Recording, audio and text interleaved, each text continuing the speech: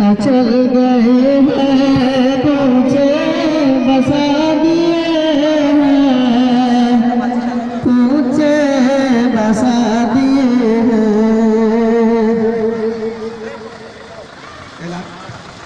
Hello hello, मैं नौजवान committee से इस बात की दरख्वास्त करूंगा कि जितने गाड़ी वाले हैं वो अपनी गाड़ी लेकर गाड़ी के सामने साथ साथ चले।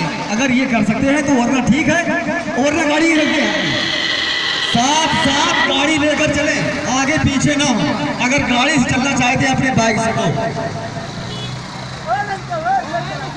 तुझे बसा दिए